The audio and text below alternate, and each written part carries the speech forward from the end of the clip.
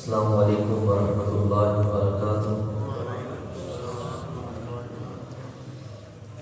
یا رب لک الحمد کما ينبغي لجلال وجهك وعظيم سلطانك، اشهد ان لا اله الا الله واشهد ان محمدا عبده ورسوله صلى الله عليه وسلم، اما بعد فاعوذ بالله السميع العليم من الشيطان الرجيم من همزه ونفخه ونفثه، بسم الله الرحمن الرحيم۔ کل کے سبق کے اندر اللہ رب العالمین نے جہاد کے متعلق اس کے اندر شرکت کرنے والوں کی فضیلت بیان کرتے ہوئے فرمایا کہ اللہ رب العالمین نے سودا کر لیا ہے مومنوں سے ان کے مالوں کے بدلے اور ان کی جانوں کے بدلے جنت کا، اور وہ مارتے بھی ہیں اور خود بھی مارے جاتے ہیں، شہید ہو جاتے ہیں کہ اللہ کا وعدہ سچا ہے اور اللہ سے بڑھ کے وعدے کی پاسداری کرنے والا کون ہے۔ اے مومنو، تمہیں خوش ہو جانا چاہیے جو تم نے اللہ کے ساتھ سودا کیا ہے، اور یہ بہت بڑی اللہ کی طرف سے کامیابی ہے۔ مومنوں کا وصف بیان کرتے ہوئے اللہ کہتا ہے توبہ کرنے والے ہوتے ہیں، عبادت کرنے والے ہوتے ہیں، اللہ کی حمد کرنے والے ہیں، روزے رکھنے والے ہیں، رکوع کرنے والے ہیں، سجدے کرنے والے ہیں، اور نیکی کا حکم دینے والے ہیں، برائی سے روکنے والے ہیں، اور اللہ کی حدود کو پامال نہیں کرتے، اس کی حفاظت کرتے ہیں۔ وبشر المؤمنین، اور خوشخبری دے دیجیے مومنوں کو۔ آج کا جو سبق ہے وہ صفحہ نمبر 11 ہے اور آیت نمبر 113 ہے۔ آج کے سبق کے اندر جب نبی مکرم صلی اللہ علیہ وسلم کو اس بات کا پتہ چلا، حضرت علی رضی اللہ تعالیٰ عنہ نے آ کے بتلایا کہ ابا جان کی طبیعت کافی ناساز ہے، تو نبی مکرم صلی اللہ علیہ وسلم ان کے یہاں تشریف لے گئے۔ ان کے والد کا نام ہے ابو طالب، یہ نبی اسلام کے سارے چاچا ہے، اور حضرت علی اور جعفر رضی اللہ تعالیٰ عنہما دونوں کے والد محترم ہیں۔ نبی اسلام کے سامنے قریب جا کے بیٹھ کے ساتھ فرمایا چچا کلمہ پڑھ لیں، لا الہ الا اللہ کہتے ہیں۔ پاس سے ابو جہل بھی اس وقت موجود تھا، عبداللہ بن ابی امیہ وہ بھی وہاں موجود تھا۔ نبی اسلام فرماتے ہیں چچا کلمہ پڑھ لیجیے تاکہ کل قیامت والے دن اللہ کے سامنے حجت قائم کر سکو، اللہ کے چچا نے ایک دفعہ تو کلمہ پڑھا تھا۔ ابو جہل کہنے لگا ابو طالب اپنے باپ دادا کے دین کو بدل کے مرے گا؟ وہ بار بار تلقین کر رہے تھے، بار بار تاکید کر رہے تھے کہ کہیں یہ کلمہ نہ پڑھ لے خدا۔ نبی اسلام کہتے ہیں چچا ایک دفعہ ہلکی آواز میں ہی کہتے لا الہ الا اللہ۔ اسی اسلام میں وقت پورا ہو جاتا ہے، سانس ختم ہونے کے قریب ہے، اس وقت ابو طالب کی زبان پر یہ الفاظ تھے کہ میں اپنے باپ دادا کے دین پہ مرتا ہوں۔ روح نکل کی فوت ہو گئی۔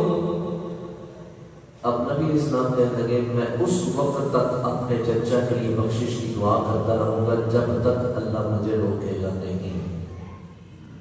آج کے سبق کے اندر اللہ رب العالمین نبی اور بالخصوص مومن ان کو اس بات سے منع کیا جائے گا کہ کسی مشرک کے متعلق تم نے اللہ سے بخشش کی دعا کا سوال نہیں کرنا، چاہے باپ ہے، بیٹا ہے، ماں ہے، بیوی ہے، کوئی بھی اس دنیا سے چلا گیا ہے مشرک، اس کے لیے تم بخشش کی دعا نہیں کر سکتے۔ اس حوالے سے ہم مزید بات سبق کے اندر پڑھیں گے۔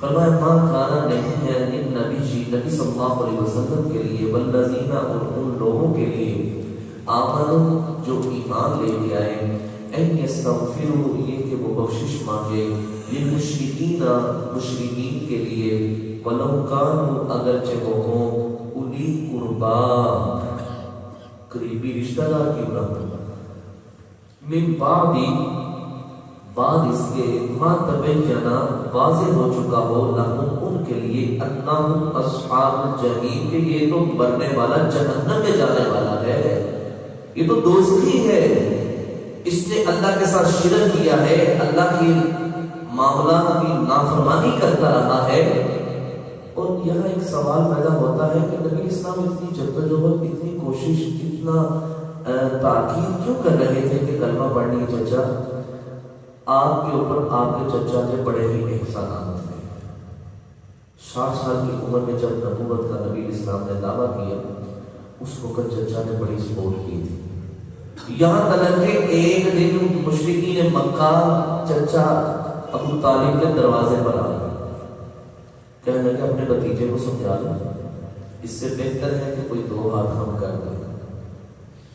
ابو طالب اندر گئے اور جا کے نبی اسلام کو کہنے لگے بھتیجے محمد صلی اللہ علیہ وسلم اپنے اوپر بھی رحم کھا اور میرے حال پہ بھی رحم کر۔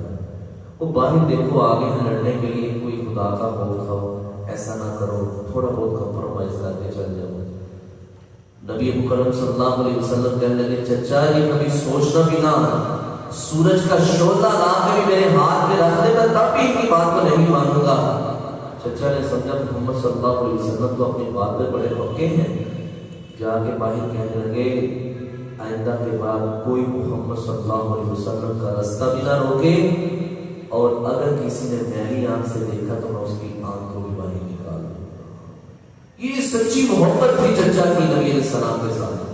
اور اس کے بعد شیب ابی طالب کے اندر جب کٹ آؤٹ کیا تھا مکہ والوں نے کہ ہم نے ان کے ساتھ لین دین بول چال سب کچھ ختم کرنی ہے، شیب ابی طالب کے اندر ان کو جب روکا گیا تھا 3 سال تک ان لوگوں کے ساتھ، مسلمانوں کے ساتھ کوئی نہیں بولے گا، کوئی بات چیت نہیں کرے گا، کوئی لین دین، کوئی کھانے پینے کی اشیاء ان کو نہیں دے گا۔ حالانکہ کلمہ نہیں پڑھا تھا ابو طالب نے، پھر بھی نبی اسلام کے ساتھ اتنی محبت تھی۔ 3 سال تک شیب ابی طالب کے اندر بھوک کے اور پیاسے وہاں دن رات کاٹے، دن رات وہاں رہے، لیکن نبی اسلام کی اتنی خواہش تھی میرے چچا نے میرے ساتھ اتنے اچھے سلوک کیے ہیں، چچا جس طرح دنیا کے اندر تو نے میرا ساتھ دیا ہے، کلمہ پڑھ لے کل قیامت والے دن میں بھی تیرے ساتھ اسی طرح نبھاؤں گا انشاءاللہ۔ لیکن بد نصیبی یہ کہ کوئی فارس سے چل کے آیا اس نے کلمہ پڑھ لیا، کوئی حبشہ سے آیا ہے اس نے کلمہ پڑھ لیا، لیکن نبی کے سگے چچا گھر میں رہنے والے خون کے رشتے دار، لیکن وہ اسلام کو انہوں نے قبول نہیں کیا، جنت میں جانے کی بجائے جہنم کا ایندھن بن گئے۔ اور نبی اسلام نے فرمایا سب سے ہلکا عذاب ابو طالب کو ہوگا، اللہ رب العالمین ابو طالب کو 2 جوتے جہنم کی آگ میں پہنائے گا، اور اس کے ساتھ ان کا ساتھ اس طرح کھولے گا جس طرح پانی کو ہنڈیا کے اندر ڈال کے چولہے کے اوپر رکھا ہو، جس طرح وہ ابالے اس کو آتے ہیں اس طرح ابو طالب کا سر کھولے گا۔ اور یہ کس نسبت سے؟ نبی اسلام کی وجہ سے، جو اس نے نبی اسلام کے اوپر احسانات کیے تو شاید اس کی وجہ سے اللہ نے اس کے اوپر اتنا رحم کیا ہے کہ سب سے ہلکا عذاب جہنم کی آگ کے 2 جوتے پہنائے گئے۔ تو بہرحال ہمیں بھی یہ چاہیے کہ ہم جب دعا کریں تو کسی مشرک کے لیے دعا نہ کریں۔ نبی اسلام دیکھیں جب بھی قبرستان سے گزرتے تھے تو اس طرح دعا کرتے تھے، السلام علیکم اہل الدیار من المؤمنین والمسلمین انا انشاء اللہ بكم للاحقون ويرحم الله المستقدمین منا والمستغفرین نسأل اللہ لنا ولکم العافیہ۔ اے قبر والوں سلام تمہارے اوپر، جو مومن لیٹے ہیں مسلمان لیٹے ہیں، تم ہم سے پہلے آگے ہو، ہم تمہارے پیچھے آنے والے ہیں، ہم اللہ سے تمہارے لیے عافیت کا سوال کرتے ہیں کہ تمہارے لیے اللہ اس قبر کو جنت کا باغیچہ بنا دے۔ تو یہ مومن کا لفظ استعمال کر کے ہم دعا کر سکتے ہیں۔ دیکھیں نا جہاں کوئی آفت آ جائے، کوئی سیلاب آ جائے، کوئی زلزلہ آ جائے، اس کے اندر نیک مر جاتے ہیں، مر بھی مر جاتے ہیں، تو وہاں نبی اسلام نے بڑی شاندار ایک دعا بتلائی ہے۔ جو انسان یہ الفاظ کہتا ہے، یہ الفاظ دیکھیں کتنے شاندار ہے۔ نبی اسلام نے فرمایا جو بھی بندہ یہ بات کہتا ہے اللہم اغفر للمؤمنین والمؤمنات والمسلمین والمسلمات الاحیاء منہم والاموات، اللہ جتنے مومن مرد ہیں مومنہ عورتیں ہیں اللہ سب کو معاف فرما دے، جتنے مسلمان مرد اور جتنے مسلمان عورتیں ہیں سب کو معاف فرما دے، الاحیاء منہم والاموات، جتنے زندہ ہیں جتنے مر چکے ہیں اللہ سب کی بخشش فرما دے۔ حدیث کے الفاظ سنیے، جتنے مومن مر گئے ہیں جتنے مومن زندہ ہیں ان سارے مومنوں کے بدلے ایک ایک نیکی اللہ اس کے نامہ اعمال میں درج فرما دیتا ہے۔ اللہ، کوئی شمار کر سکتا ہے کتنے مومن مرد ہیں اور کتنی مومنہ عورتیں ہیں؟ جتنے اس دنیا سے چلے گئے ہوں، جتنے اس وقت اس روئے زمین کے اوپر زندہ ہیں، اس لیے میرے بھائیوں ہمیں بھی جب یہ دعا کریں اجتماعیت کے اندر تو اس وقت یہ دعا کریں، اللہ جتنے توحید پرست اس دنیا سے چلے گئے اللہ ان سب کی بخشش فرما۔ یہ دیکھیں یہ دعا کرنے کا اسلوب ہے، طریقہ ہے، اللہ رب العالمین نبی اسلام کو منع فرما رہے ہیں۔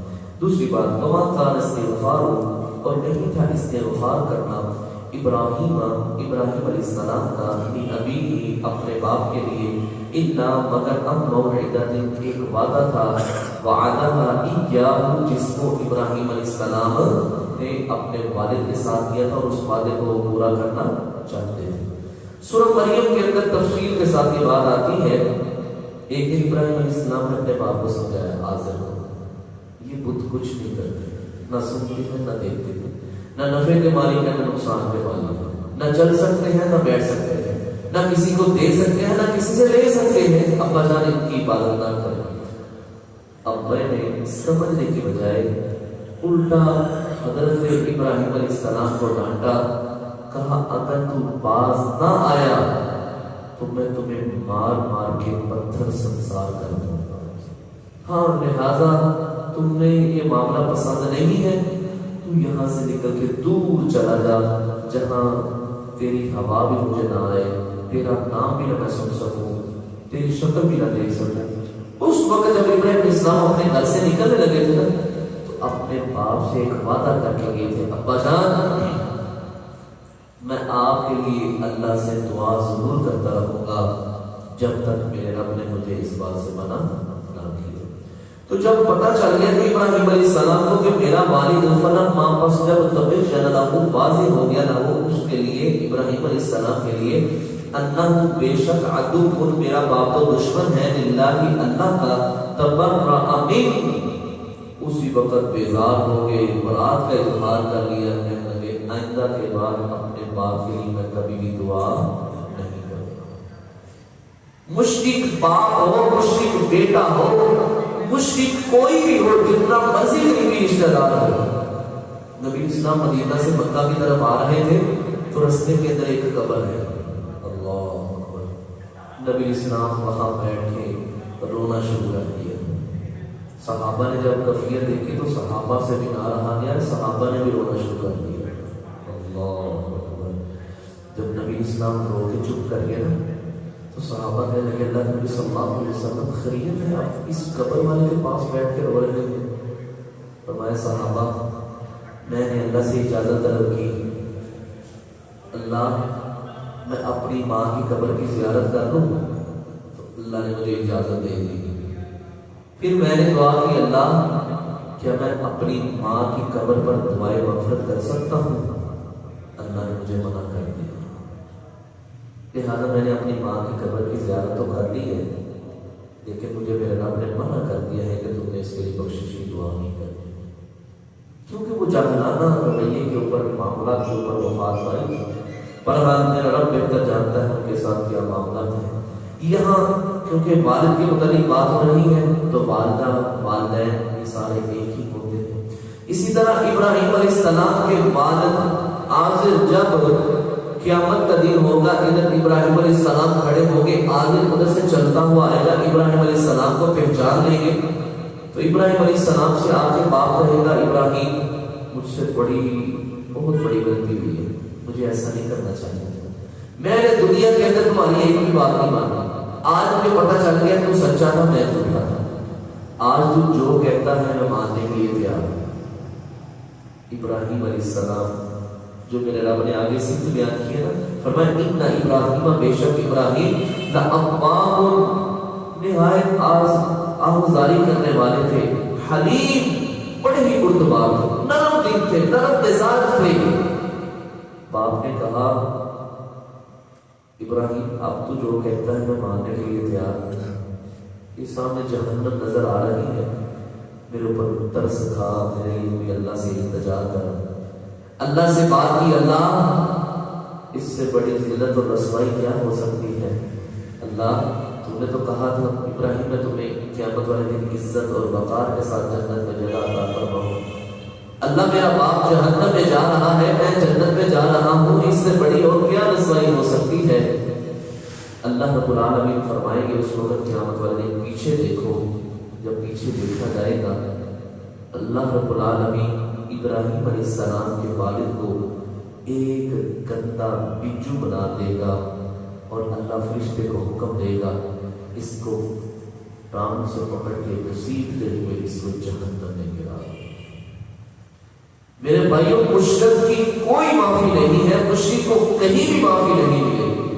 ان اللہ لا یغفر ان یشرک بہ ویغفر ما دون ذلک لمن یشاء.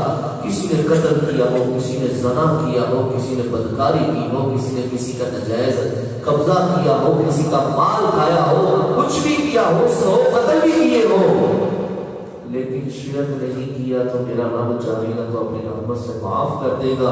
لیکن جس انسان نے رب کے ساتھ شرک کیا ہوگا فقد حرم اللہ علیہ الجنہ، اللہ رب العالمین نے ایسے انسان کے اوپر جنت کو حرام کر دیا ہے.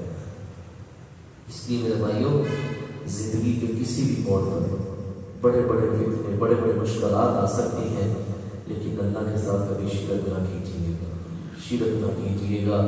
زندگی گزر جائے گی، معاملات گزر جائیں گے، لیکن اللہ کے ساتھ شرک نہ کیجیے گا.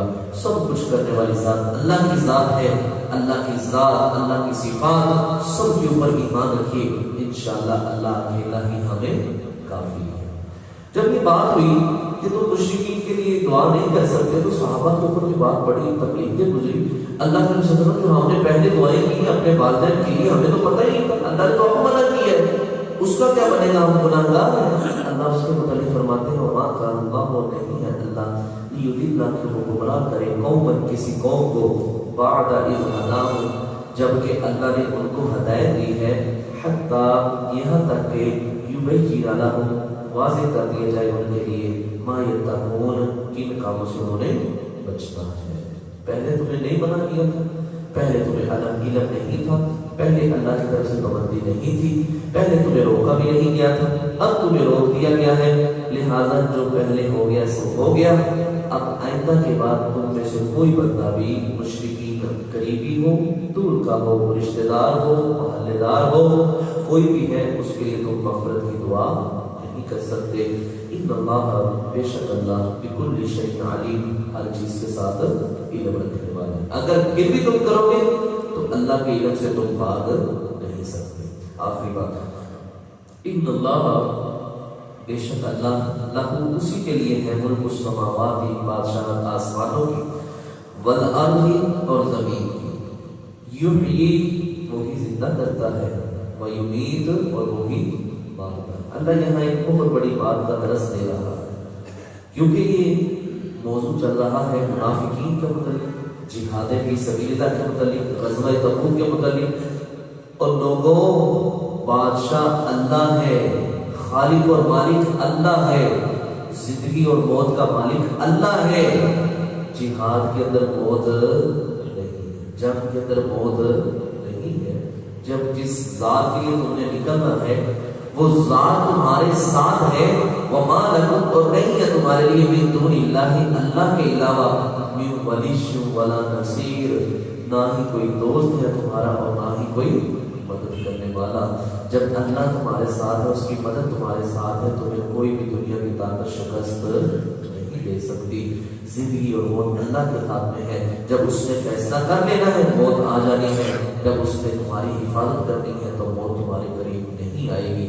اس کی اللہ مومنوں کو، مسلمانوں کو درس دے رہا ہے کہ جہاد کے میدان کے اندر تم نے ڈٹ کے مقابلہ کرنا ہے، ڈرنا نہیں. وہ تو حیات کا مالک اللہ کی ذات ہے. یہ تھا میرے بھائی آج کا سبق، جس کے اندر اللہ رب العالمین نے مشرکین کے لیے دعائیں مغفرت کرنے سے منع کیا ہے.